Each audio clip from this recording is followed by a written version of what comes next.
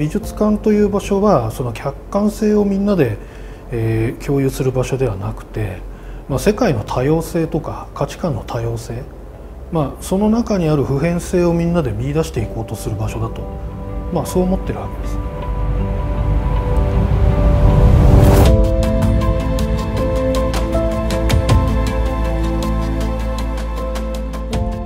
瓦礫という表現が日本語として間違っているので、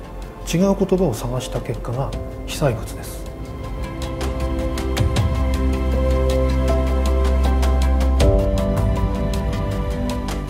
状況確認ということの中で初めは写真を撮り始めて、これはやっぱり記録残さないとダメだなということを思うようになったので、我々一応この地域の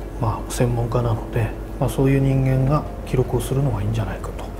ただ写真を撮ってるとやっぱり物は物として見せないと、写真だけであるいは我々の言葉だけでっていうのは限界があるなと。残せるものは残そうと。そういう中で、我々が自力で学芸員だけでやったということですね。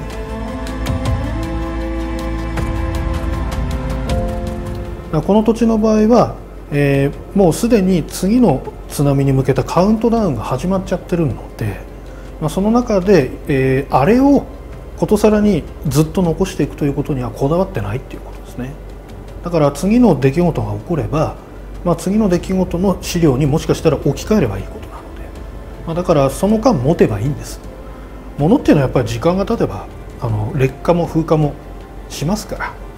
ら、それをその変化を見ながら私たちの気持ちもそうなってないかどうかということを確認していけばいいので、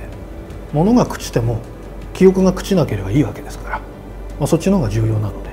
だからそこにあまりエネルギーを使うつもりはないということですね。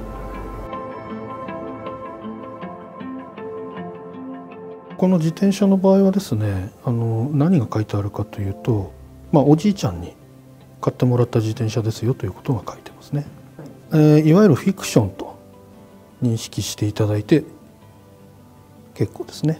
で、なんでそういうことをするかというと、どこかの誰かが失ったという事実を伝えようとしてるんじゃなくて、被災した少年が自転車を失ったということの一つの例を皆さんに知ってもらいたいという中で、それは実は重要なポイントがもう一つあって、そのおじいちゃんは自分の船を津波から守るために沖出しという行為をするわけですね。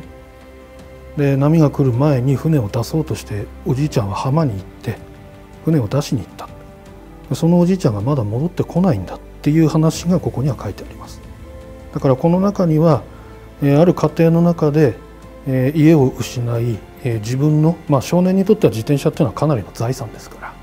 ら、それを失ったということと同時に、その自分にとって大事な自転車を実は買ってくれた大切なおじいちゃんが実を言うと今行方不明なんだという話ですね。で、置き出しをして不幸にしてそのまま亡くなった方っていうのは今回かなりいるんですよ。で、この置き出しの問題っていうのも、その一つの家庭の中で、起きたことと出来事という設定で、この中に2つの震災津波災害による被災の状況というのがここから見えるようにしているということですね。あの出来事が起こる前と後では完全に社会の、中の施設の役割が変わるだろうと、それを、想定してというか、つまりあれだけのことが起こって前とすっかり同じように美術館ということが、このぐらいの規模の町でおそらく地域住民はうんと言わないだろうなと、その状況の中でも存在意義があるものに変えないといけない、そういう意図はありましたね。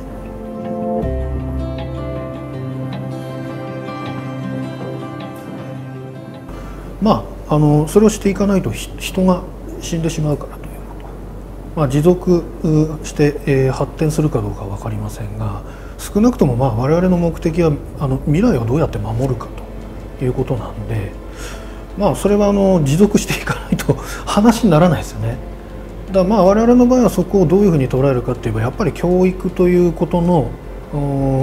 責任として仕事をしてますから、どうやって次の世代にちゃんとそれを間違いなく語り継いでいけるかというこそれにつきますよね。でそれは違う言い方をすれば文化をちゃんと、進化させながらつないでいくということだと思ってるんで、はっきり言いますけど、この災害っていうのは防災なんて言ってるうちは絶対ダメですね。無意識のうちにそれが成立するぐらい、つまり文化にならないと、この土地で津波が来ていちいち人が死んでるようではこの土地では生きていけないんで、だからそこまで持っていくことができるのならば、私にとって今の話っていうのは、私にもし目標があるとすれば、そういうことをしていくことが、その持続発展させていくこと、つまり文化を持続発展させていくと、そういうことかなと思います。